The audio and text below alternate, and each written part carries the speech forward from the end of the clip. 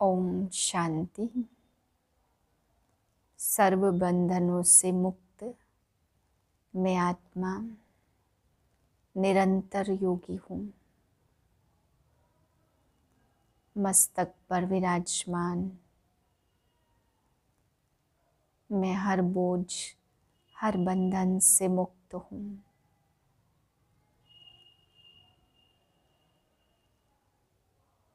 हर बंधन से आजाद हूँ। कमल के पुष्प पर बैठी हुई कीचड़ से परे हूँ। कमल आसनधारी हूँ, न्यारी और प्यारी।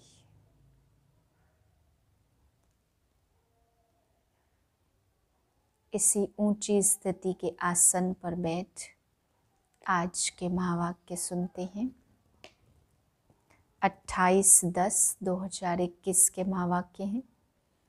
आज बाबा ने हमसे पूछा कि तुम बच्चों को कौन सा निश्चय है, संगम पर तुम्हें कौन सा निश्चय होता है। फिर बाबा ने ड्रामा को आज एक नाम दिया। क्या नाम दिया वो आप सभी को मुरली से ढूंढना है। बाबा ने कहा ये ड्रामा है, इसका नाम है, क्या नाम है वो बताना है। फिर बाबा ने पूछा आज कि बुद्धि योग हमें, बाबा ने कहा कई बातें संसार में ऐसी ऐसी हैं जिसके लिए किसी की भी बुद्धि नहीं चलती। तो बाबा ने कौन सी बातों के लिए कहा कि बुद्धि नहीं चलती है। फिर बाबा ने आज बुढ़ियाओं को 3 बातें याद करने के लिए कहा। वे कौन कौन सी, जो बाबा ने कहा बुढ़ियाएं ज़्यादा नहीं समझ सकती, लेकिन ये 3 बातें बुढ़ियाएं याद करें तो बेड़ा पार होगा। तो वे 3 बातें बाबा ने कौन कौन सी बताई वो आप सभी को मुरली से ढूंढनी है। फिर बाबा ने कहा कि तुम बच्चों को एक ही ओना रखना है, बाकी सारी बातें भूल जाओ, लेकिन एक ख्याल जरूर रखना है। वो कौन से ख्याल के लिए बाबा आज कह रहे हैं, ये सब प्रश्न हमें मुरली से ढूंढने हैं। मुरली सुनते हैं। बाबा ने कहा मीठे बच्चे, देरी से आते हुए भी तेज पुरुषार्थ करो तो बहुत आगे जा सकते हो। दूसरों की चिंता छोड़ अपने पुरुषार्थ में लग जाओ। प्रश्न है कौन सा कर्तव्य एक बाप का है जो कोई मनुष्य का नहीं हो सकता। उत्तर है मनुष्य को देवता बनाना, उसे शांति धाम सुख धाम का मालिक बना देना। यह कर्तव्य एक बाप का ही है जो कोई मनुष्य नहीं कर सकते। तुम्हें निश्चय है संगम पर ही हम भगवानोवाद सुनते हैं। अभी स्वयं भगवान कल्प पहले मुआपिक राजयोग सिखला रहे हैं। ओम शांति। रूहानी बेहद का बाप बेहद के रूहानी बच्चों प्रति समझाते हैं। यह एक एक अक्षर व ज्ञान रतन लाखों रुपयों का है। बाप ने समझाया परमात्मा को रूप बसंत भी कहते हैं। उनका रूप भी है, नाम शिव बाबा है। वह ज्ञान का सागर जिस ज्ञान से सदगति होती। ज्ञान धन भी है तो ज्ञान पढ़ाई भी है। यह ज्ञान देते हैं स्पिरिचुअल फादर। आत्मा को कहा जाता है स्पिरिचुअल रूह। भक्ति मार्ग में आत्माएं कितना भटकती है बाप से मिलने के लिए। उनको ढूंढती है, समझते भी हैं भगवान एक शिव है, फिर भी धक्के खाते रहते हैं। बाप आकर समझाते कि रूहानी बच्चों तुम तो अविनाशी हो, परम धाम में रहने वाले हो। जहाँ से फिर यहाँ आते हो पार्ट बजाने। तुम दूर देश के रहने वाले हो। यह ड्रामा है, इसका नाम है हार जीत का खेल, सुख दुख का खेल। बाप समझाते कि हम और तुम सब शांति धाम में रहने वाले हैं। उसको निर्वाण धाम भी कहते। पहले तो यह निश्चय करना है कि हम वहाँ के रहने वाले हैं। हम आत्मा का स्वधर्म है शांत। आत्मा बिंदी में सारा अविनाशी पार्ट भरा हुआ है। बाप पढ़ाते भी तुमको है। तुम दुनिया वाले मनुष्यों की चिंता करते हो। तुमको निश्चय है ना कि भगवानोवाच होता ही संगम पर है। फिर कब होता नहीं है। कोई भी मनुष्य को देवता नहीं बना सकता, शांति धाम सुख धाम का मालिक नहीं बना सकता। कल्प पहले भी बाप ने बनाया था, अब जो प्रेसिडेंट बना है 5000 वर्ष के बाद वही बनेगा। सारी दुनिया की जो सीनरियाँ हैं 5000 वर्ष के बाद रिपीट होंगी। बुढ़िया इतना सब धारण नहीं कर सकती, तो उन्हों को कहा जाता सिर्फ 3 बातें याद करो। हम आत्मा शांति धाम की रहने वाली है, फिर हम सुख धाम में आते हैं, फिर आधा कल्प के बाद जब रावण राज्य शुरू होता तो विकारी बन जाते हैं। इसको कहा जाता है दुख धाम। जब दुख धाम पूरा होता तब बाप कहते मुझे याद करो, मुझे आना पड़ता है तुमको शांति धाम सुख धाम ले जाने के लिए। अब जो आकर बाप के बने हैं वही वर्षा पाएंगे। यह सूर्यवंशी चंद्रवंशी राजधानी स्थापन हो रही है। करोड़ों मनुष्य आकर कुछ न कुछ बाप से सुनेंगे, समझेंगे, वृद्धि होती जाएगी। सब तरफ तुमको जाकर समझाना होगा। अखबार द्वारा भी बहुत सुनेंगे, पाकिस्तान में भी अखबार द्वारा पढ़ेंगे, वहाँ बैठे भी यह ज्ञान सुनेंगे। गीता का प्रचार सारी दुनिया में बहुत है। बाप कहते माँ में कम याद करो और वर्षे को याद करो। यह लिखत अखबार में पढ़ेंगे, इसलिए भी बहुत ब्राह्मण बनेंगे। जिन्हों को वर्षा लेना होगा तो जरूर आकर लेंगे। अभी टाइम थोड़ा पड़ा है, वृद्धि होती रहेगी। देरी से आएंगे तो फिर तीखा पुरुषार्थ करना पड़ेगा। कल्प पहले जितने स्वर्गवासी बने थे उतने अब भी बनेंगे जरूर, इसमें जरा भी फर्क नहीं पड़ सकता। शांति धाम वाले शांति धाम में जाएंगे, फिर अपने अपने समय पर पार्ट बजाने आएंगे। अब बाप कहते बच्चे मुझे याद करो तो तुम घर पहुंच जाएंगे। सन्यासी मुक्ति के लिए माथा मारते हैं, इसलिए सबको कहते हैं मुक्ति ही ठीक है। सुख तो कागविष्टा के समान है। शास्त्रों में लिख दिया कि सतयुग में भी दुख की बातें थी, समझते कुछ भी नहीं है।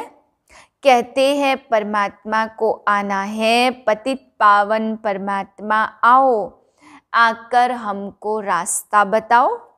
दूसरी तरफ कहते गंगा पतित पावनी है, गंगा स्नान यज्ञ तप यात्रा करना यह सब भगवान से मिलने के रास्ते हैं। जबकि बुलाते हो परमात्मा को, फिर धक्के क्यों खाते हो? यह सब भक्ति मार्ग की नूंद है। मनुष्यों को तो जो आता सो बोलते रहते हैं। कितनी मेहनत करते परमात्मा से मिलने के लिए। अब भगवान से मिलने भगत जाएंगे या भगवान को यहाँ आना पड़ेगा? पतित आत्मा तो जा न सके, बाप आते हैं ले जाने के लिए, तो सभी आत्माओं का पंडा एक ही है। तुम भी पवित्र बन उनके पीछे चले जाएंगे। साजन तुमको ज्ञान रत्नों से श्रृंगारते, महाराजा महारानी बनाने। बाकी कृष्ण के लिए दिखाते, फलानी को भगाया पटरानी बनाया। यह बातें लगती नहीं हैं। तुम बच्चे जानते हो हम स्वर्ग की महारानी बनेंगे। तुम ही स्वर्गवासी थे, अब बाप फिर बनाने आया है। 84 जन्मों की बात है। 84 लाख जन्म कोई याद कर न सके। सतयुग को लाखों वर्ष दे दिए, त्रेता को कम दिए हैं। यह तो हिसाब ही नहीं बनता। बाप कितना सहज कर बताते कि सिर्फ 2 बातें याद करनी हैं, अल्प और बे। तो तुम पवित्र भी बनेंगे, उड़ भी सकेंगे और ऊंच पद भी पाएंगे।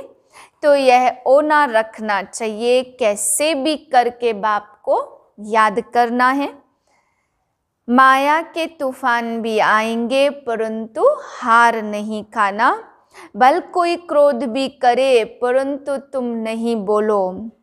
सन्यासी भी कहते मुख में ताबीज डाल दो, तो वह बोल बोल कर चुप हो जाएगा। बाप भी कहते कोई क्रोध से बोले तो तुम शांत होकर देखते रहो। कोई भी हालत में तुम्हें शिव बाबा को याद करना है। बाबा की याद से ही वर्षा भी याद आएगा। तुम्हारे अतीन्द्रिय सुख का गायन है कि हम 21 जन्म के लिए स्वर्ग के परिजादे बनेंगे। वहाँ दुख का नाम भी नहीं होगा। तुम 50-60 जन्म सुख भोगते हो। सुख का हिसाब जाजती है। सुख दुख इक्वल हो तो फायदा ही क्या। तुम्हारे पास धन भी बहुत होता। कुछ समय पहले यहाँ भी बहुत सस्ता अनाज था। राजाओं की बड़ी राजाई थी। बाबा ने 10 आने मन बाजरी बेची थी, तो उनसे भी आगे कितनी सस्ताई होगी। मनुष्य थोड़े होंगे, अन्न की परवाह नहीं होगी। अब यह तो याद रहना चाहिए कि हम पहले घर जाकर फिर नई दुनिया में आकर नया पार्ट बजाएंगे। वहाँ हमारा शरीर भी सतो प्रधान तत्वों से बनेगा। अब 5 तत्व बिल्कुल ही तमो प्रधान पतित बन गए हैं। आत्मा और शरीर दोनों ही पतित हैं। वहाँ शरीर रोगी नहीं होता। यह सब समझने की बातें हैं। बच्चों को यहाँ अच्छी रीति समझाते, फिर घर में जाकर भूल जाते हैं। यहाँ बादल भरकर कितना खुश होते और बाहर जाने से भूल जाते हैं। आगे रास विलास बहुत चलता था, फिर वह सब बंद कर दिया। मनुष्य समझते थे जादू है। भक्ति में जब नौधा भक्ति करते तब मुश्किल साक्षात्कार होता है। यहाँ भक्ति की तो बात ही नहीं है। बैठे बैठे साक्षात्कार में चले जाते, इसलिए जादू समझते थे। आजकल दुनिया में कितने भगवान बन गए हैं। नाम रखते सीताराम, राधे कृष्ण आदि। कहाँ वह स्वर्ग के मालिक और कहाँ यह नरकवासी। गाते हैं चढ़ती कला तेरे भाने सर्व का भला। आजकल मनुष्य गीता कंठ कर सुनाते, नटशेल में अर्थ समझा देते हैं। संस्कृत में श्लोक कंठ करके सुनाते तो कह देते यह महात्मा अच्छा है।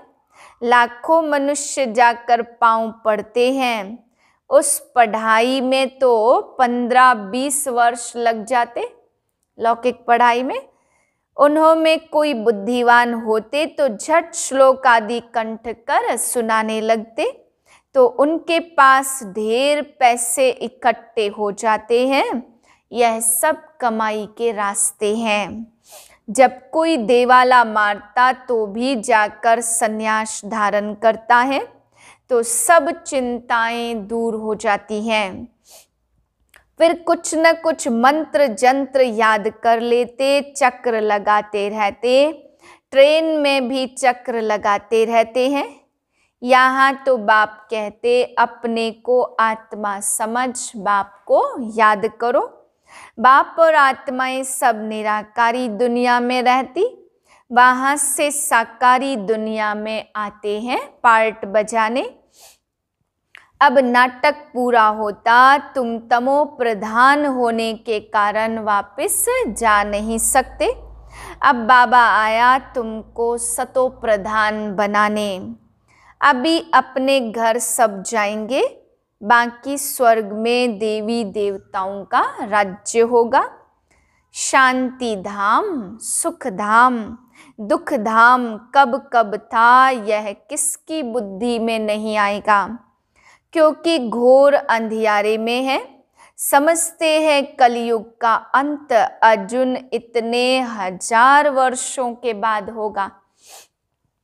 कोई हिसाब ही नहीं है, मनुष्य बढ़ते जाते, अन्न मिलता नहीं है। 40,000 वर्ष अभी और हो तो पता नहीं क्या हो जाए। जो बोलते हैं वह बिल्कुल ही झूठ है, सच की रत्ती भी नहीं। अब बाप सिखलाते रावण पर कैसे विजय पानी है। रावण पर जीत तुम ही पाते हो, सारी दुनिया को रावण से छुड़ा देते। तुम्हारी शक्ति सेना है, तुम भारत को स्वर्ग बना रहे हो। कितनी अच्छी अच्छी बातें समझाते हैं, फिर तुमको बाप और वर्षे को याद कर कितना खुश रहना चाहिए। ज्ञान मार्ग में खुशी बहुत होती है। अभी बाबा आया है, अभी हम इस पुरानी दुनिया से गए कि गए। बाबा को याद करने से सतो प्रधान बनेंगे, नहीं तो सजाएं खानी पड़ेंगी। फिर करके रोटी टुकड़ा मिलेगा, इससे क्या फायदा। जितना हो सके अपना पुरुषार्थ करना है, श्रीमत पर चलना है, कदम कदम पर बाबा से राय लेनी है। कोई कहते बाबा धंधे में झूठ बोलना पड़ता। बाबा कहते धंधे में तो झूठ होता ही है, तुम बाबा को याद करते रहो, ऐसे नहीं विकार में जाकर फिर कहो कि मैं बाबा की याद में था। नहीं, विकार में गए तो मरे। यह तो बाप के साथ प्रतिज्ञा की है ना। पवित्रता के लिए ही राखी बांधी जाती, क्रोध के लिए कब राखी नहीं बांधी जाती। राखी बंधन का मतलब ही है विकार में नहीं जाना। मनुष्य कहते पतित पावन आओ, तुम बच्चों के अंदर खुशी बहुत होनी चाहिए। बाबा हमको पढ़ा रहे हैं, फिर बाबा साथ ले जाएंगे, वहां से स्वर्ग में चले जाएंगे। जितना हो सके सवेरे उठकर बाबा को याद करना है। याद करना गोया कमाई करना। इसमें आशीर्वाद क्या करेंगे, ऐसे थोड़े कहना है आप आशीर्वाद करो तो हम याद करें। सब पर आशीर्वाद करें तो सब स्वर्ग में चले जाएंगे। यहाँ तो मेहनत करनी है, याद से बहुत फायदा है। याद करेंगे तो उतनी राजाई मिलेगी। सस्ता सौदा है, ऐसा कोई सस्ता सौदा दे न सके, यह भी कोई विरला ही लेते हैं। अच्छा, मीठे मीठे सिकिलधे बच्चों प्रति माता पिता बाप दादा का याद प्यार, गुड मॉर्निंग। रूहानी बाप की रूहानी बच्चों को नमस्ते। हम रूहानी बच्चों की रूहानी बाप को नमस्ते। धारणा के लिए है पहली पॉइंट, जब कोई क्रोध करता है तो बहुत बहुत शांत रहना है। क्रोधी के साथ क्रोधी नहीं बन जाना। माया के किसी भी तूफान से हारना नहीं है। दूसरी पॉइंट, सवेरे सवेरे बाप को याद करना है, अपनी कमाई जमा करनी है, पवित्रता की पक्की राखी बांधनी है। वरदान है, हर कर्म करते हुए कमल आसन पर विराजमान रहने वाले सहज व निरंतर योगी भाव। निरंतर योग युक्त रहने के लिए कमल पुष्प के आसन पर सदा विराजमान रहो, लेकिन कमल आसन पर वही स्थित रह सकते जो लाइट हैं। किसी भी प्रकार का बोझ अर्थात बंधन ना हो।